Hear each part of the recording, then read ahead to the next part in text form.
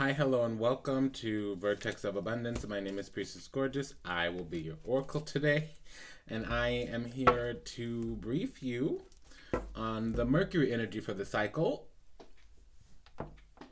So just checking in, Mercury is going retrograde in Aries, okay? And again, that's the planet Mercury. Mercury rules over, day-to-day operations. On a mundane level, on a more esoteric, spiritual level, it actually is the belief that calls in the manifest reality. So it is the function of manifestation, but literally Mercury itself is like the seed you plant with your thoughts, your belief, what you align yourself with, and then Venus is the emotions that, literally the soil that belief grows in. So the seed of the belief gets planted into the soil of the emotion. Therefore, we have the expression of sun. So, a couple details here before we jump in. Mercury is retrograding on the 22nd of March. And the preparation period for that actually started around the 8th. So Mercury actually entered the shadow period around the 8th, and that's going to start at 4 degrees. But Mercury is actually going to station retrograde precisely on the 22nd, depending on where you are in the country, in the world. It'll be for some of us on the 23rd, for some of us on the 22nd. All right, so that's a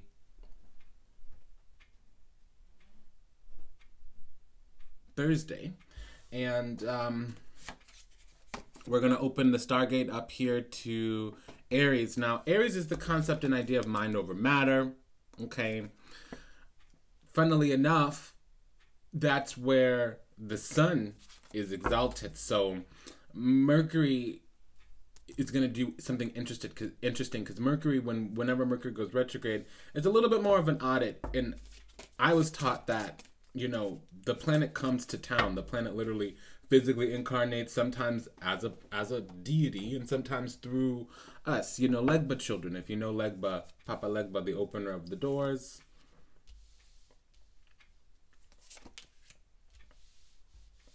So what that is, it's audit over the day-to-day business activities, intellect, communication, reason, logic, logos. Logos is another word for law, but it's more about syntax, how things kind of reconcile together to produce an outcome. And a lot of us think that when Mercury goes retrogrades, cell phones break, computers break. Yes, the distinction here is that Mercury rules over communication, and if you use said devices for communication, you will maybe perhaps experience a breakdown. Uranus rules over internet and electronics, but if you are using said electronics to communicate, we're being told to rethink, revise, re-edit, re-strategize, re-examine, and we're not talking about Rihanna.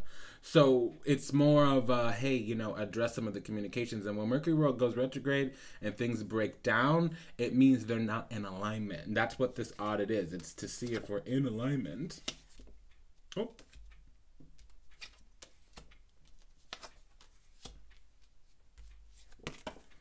Now, again, as I was saying, Aries is really mind over matter. It's the will, okay? So what entered... Okay, I've laid this out wrong twice. Give me just a second.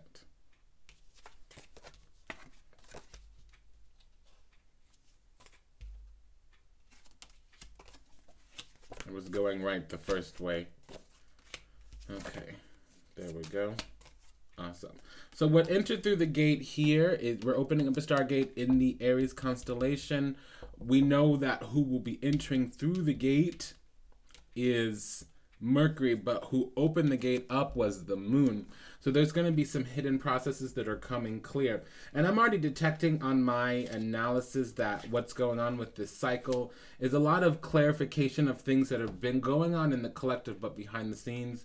Things that if you were not truly spiritual, we're not even paying attention, we're not going to know to examine, or we're not going to recognize or notice. Now, I want to say this is kind of one of those things where, like, if you have a trap door or a secret compartment or a secret room somewhere in your house, those who don't know just won't find it. They'll be walking by it every day, and there will be some type of event that brings the awareness of that hidden thing to the surface. So this is not necessarily like you're unawakened, you're not doing your work. It's just something that, according to the cycle of evolution and progression called the progressional equinox, this is beginning to happen. You know, Mercury is the hands. So we have the left hand and the right hand, Virgo being the right hand, sometimes Pisces. So we're going to go ahead and talk about this now. Gemini being the left hand.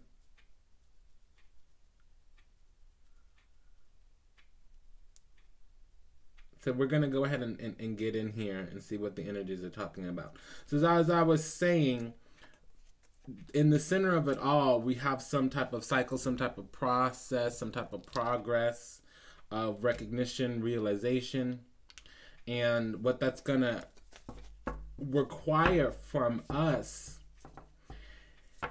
is perspective, a shift in perspective, okay? That's the hangman. And in the center of it all, like I said, there's some type of knowledge, knowing, gnosis, okay? The ability to reflect within the self on external things that, you know, we have the magician, right? As above, so below. But we also have the high priestess, from within, so without. So there are, like I said, our thoughts and desires produce a physical reality, and the belief system is what produces the events to happen. Synchronicity, things falling into alignment, everything working out in the right way, you know, those you know, almost maybes. Oh, you know, who would have thought the universe put it together in perfect alignment? That's what Mercury is doing. Okay, Mercury is the one who can navigate through cycles of time because it's the fastest moving planet. Mercury revolves around the sun in 88 days. So there's a lot of hidden things. If you know about 88 or HH, I ain't gonna say no more about it here. But all of the other planets move in higher, longer cycles, okay? So there's a sense here of needing to complete a cycle. And it's difficult for us to complete the cycle because there's a door open that we don't know about. There's truth coming out that we haven't truly, genuinely experienced. Right now, we're just becoming receptive to dealing with crises for some of us. For others of us, it's waiting for the cycles of time to produce, to complete. For others of us, it's just simply this incarnational cycle of refining ourselves. You know, how we're entering the door is literally we're opening up ourselves to emotionality, receptivity. We want to nurture and grow something into creation. And that's interesting because it's almost like, well, the nature of the situation is an aha moment. This retrogradation is for things alive in our will, our drives, our desires, things hidden in respect to our incarnational cycle, especially things that are holding us back, especially things that can destabilize us. So, you know, an epiphany can destabilize you because you could have predicated and built your life upon a belief. Again, Mercury. And then suddenly reality comes through the door, tower, and that belief in the systems and the structures and the means and the methodologies that you've built your life upon with said belief may come crumbling down. It doesn't always need to be this destabilizing event, you know. You could just simply be needing to reconstruct and reorganize your life with the truth now, the actual factual, versus the delusion of your mind. And delusion means that you were divided in illusion. Oftentimes is when you go into yourself illusion and you get lost in the lower vibrations. So when I say delusional, it's not something that we need to emotionally respond to. Everybody has delusion once upon a time in their life. And again, just to further define what that is when you are divided from your higher vibration according to some thing hidden alive in you. That's delusion. Now, we oftentimes look at it when we see other people out there acting kind of crazy, right? You know, some type of spectrum that might end up in a hospital, some type of institutionalized setting. What that is somebody has gone into a spiritual realm and they haven't aligned themselves to those laws. Again, another word for law is logos, how things work together. You know, there's a logos of driving. Every state has, every canton, every province has their laws for the road. If you don't abide by them, you can't exist on the road. It's the same thing here. You're walking around realms, you're walking around planets, you're walking around the earth trying to manifest something in the physical. You got to align with certain vibrations, logos, okay? So that's another reason why Mercury can go away around everywhere and communicate with everything, because they have the gift of language. They're able to communicate, speak to anything, anyone. Any planet, any realm, any door, any animal, any species, any nation, they can go and speak that language. Mercury. Now, there's another message here about what to do about this, and simply the thing to do is to go on a journey, period, point blank. Now, what we'll experience in that journey is the nature of why we're here. What we're doing already is we are tearing down structures that are no longer in alignment, and that is going to give us the opportunity to heal from crisis, okay? Now, some of us won't see it that way because we'll be stuck on our feelings and emotions and our comfortability about how things are changing, and we'll be upset that life has asked us to do our work to participate in our own reality and move things into alignment, but that's what's going on here, and ultimately it's positive. I'm detecting that there won't really be true, genuine breakdowns. It'll seem like a lot of luck throughout competition. There'll be a lot of conflict going on around us, but for some reason we'll be somewhat protected.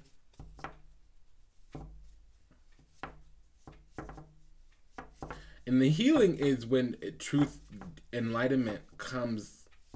That's going to be the biggest positive effect for us. I didn't shuffle these.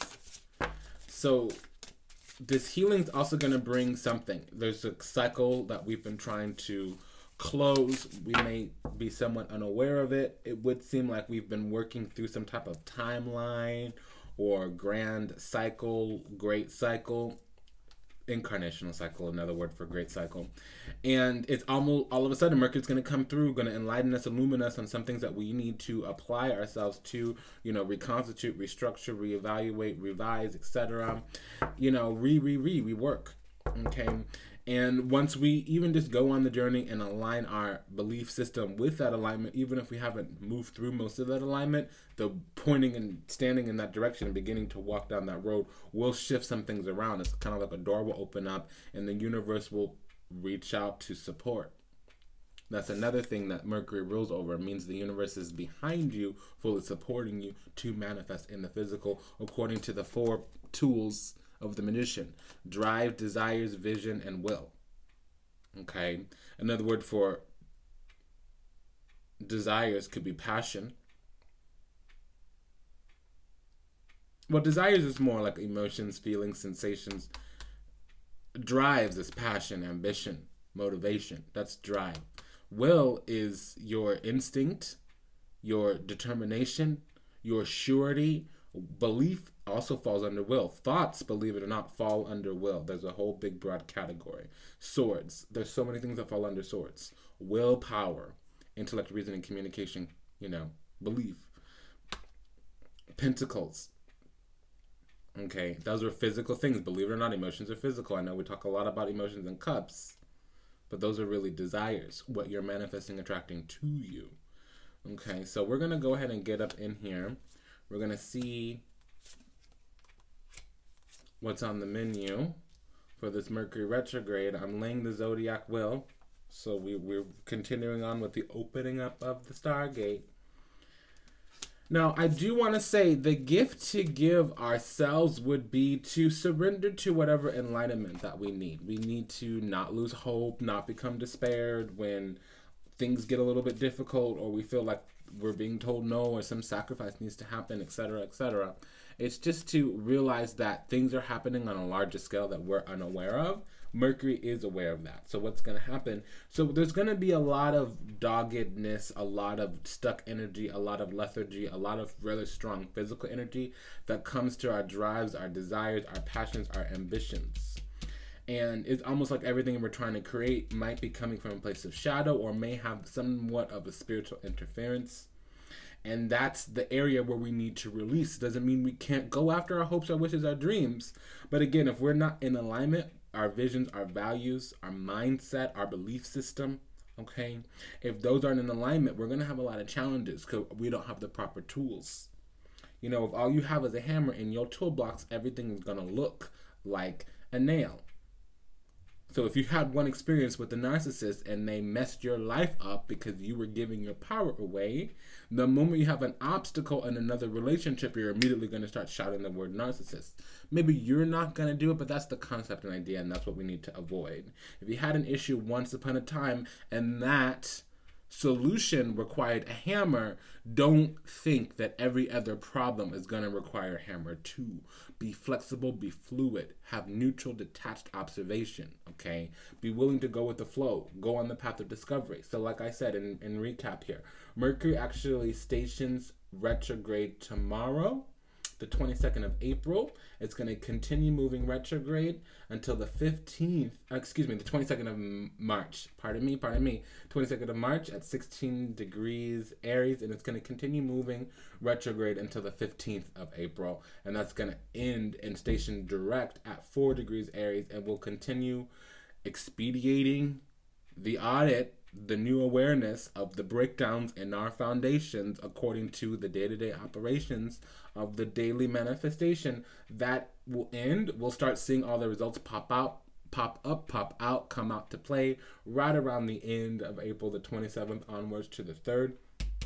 Okay, so I'm going to go ahead and get in here for the sign-specific information. This is going to be free and available to everybody. We're starting to move into the content for the temple. So there's going to be a lot of announcements this week since we're under the Mercury retrograde. I was born during Mercury retrograde, so that might be atypical to how the society, the majority, the masses have been elucidated, illuminated upon the Mercury energies. Mercury retrograde means review, react, revise, re-strategize. Re means revolve. Okay? Reimagine. I'm going to be talking a lot about Mercury retrograde over the next 3 weeks, but it's going to be specific to Mercury, not so much about the retrograde, but retrogradation will come up a few times. I'm being told to get into this energy, so what you want to do is check the show notes for a link to your rising sign. If you don't know your rising sign, go to your Uranus. If you don't know your Uranus, go to your sun sign. In that order. I don't care nothing about your moon. Personally, I really don't care nothing about your sun sign. Okay? Start with your rising sign. If you don't know your rising sign, then go to your Uranus. If you don't know your Uranus, then go to your north node. Your north node. Okay? It's really relevant. It might not make sense right now, and I'll break this down at a time when I'm able to, but your rising sign will have 70% accuracy. Same thing with your north node. Around there. Anything else is going to drop below to 30% or less unless you have like a double energy. Okay, so let's just say this again. Start with your rising sign. If you don't know your rising sign, then go to your Uranus. If you don't know your Uranus, then go to your Mercury. If you don't know your Mercury, then go to your north node. Everything else is going to drop below 30% accuracy. Okay, peace be with you. Take good care of yourself. Again, the link will be in the show notes to the sign-specific information for your Mercury energy. And we'll talk soon. Okay, take good care. Bye-bye.